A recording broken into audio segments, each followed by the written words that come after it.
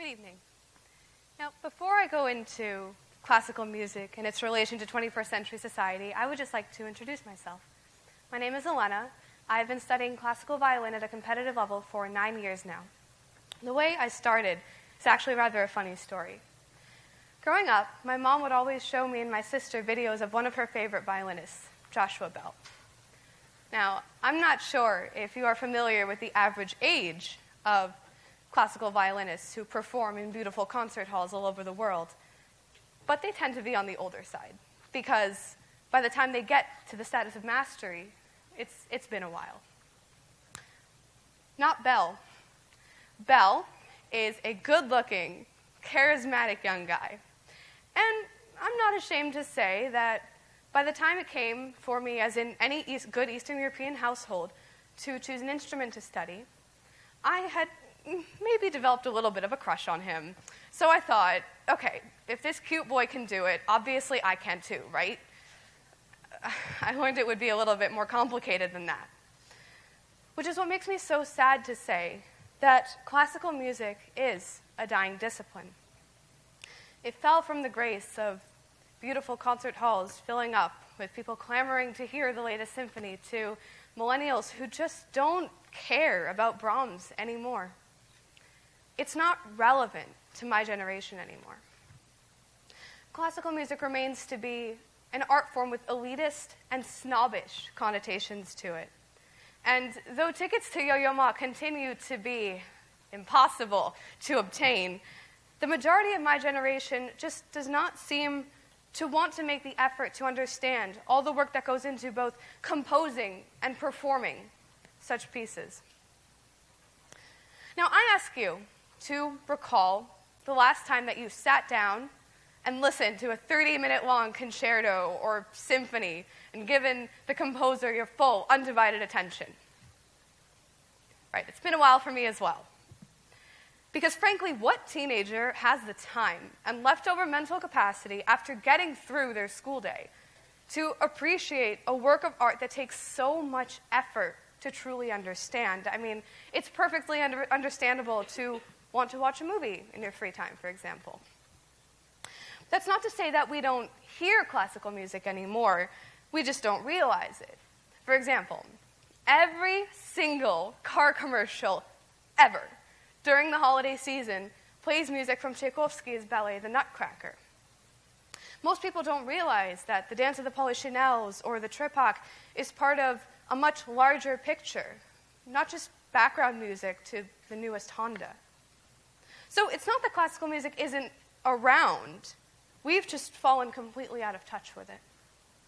Meanwhile, there are parents, such as mine, who consider classical music to be a vital part of a child's upbringing. I know this because I see it weekly. Every week I volunteer at a program called Song Catchers, whose mission is to provide little children access to a formal musical education, which they probably would not have otherwise because it can be extremely expensive. Now, when I first started working there, I noticed something very interesting. Though there were ample teachers, there just did not seem to be very many students. I thought this was very weird. I mean, here we are giving away high-quality, free music education, and people just don't seem to be that interested.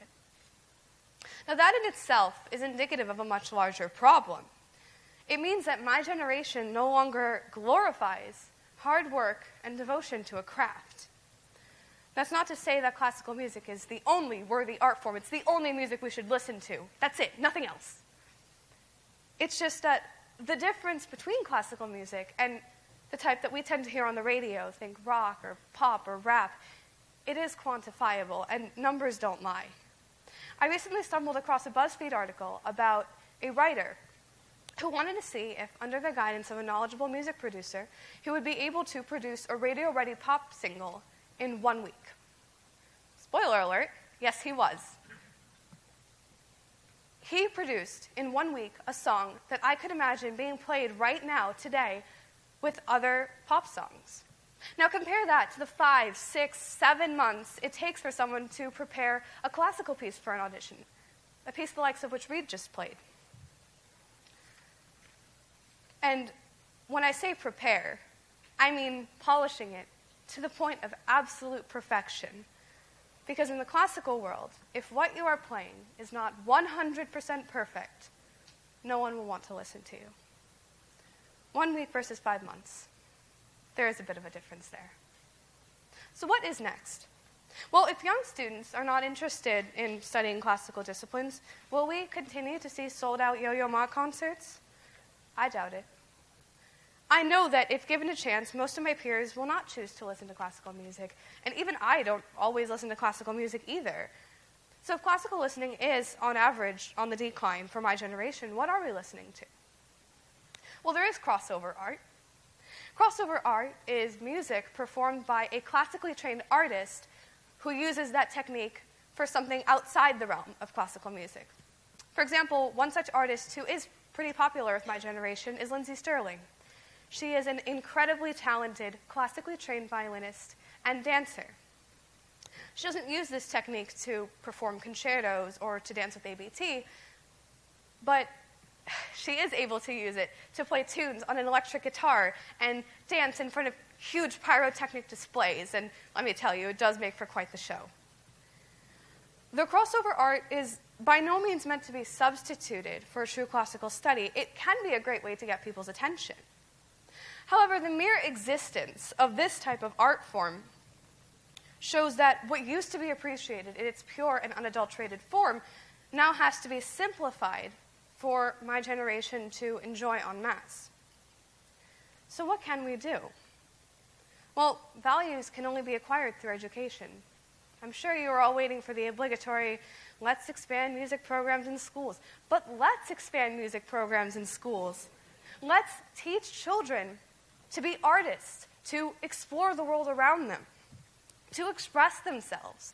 Because at the end of the day, when you think of an orchestra playing Beethoven, the emotions in that music, and even the range of instruments themselves, show to demonstrate human emotions as they truly are. Layered, messy, sometimes even discordant.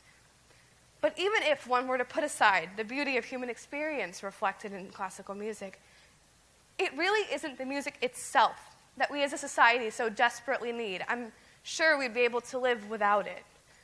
To engage in classical music is to work for years on end, to try to reach this elusive status of perfection.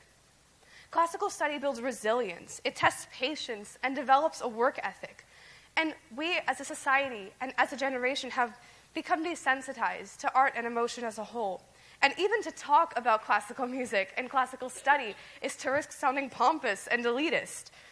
All classical disciplines are difficult to learn and difficult to enjoy because they take so much time and effort to truly understand. So ultimately, what's next is nothing.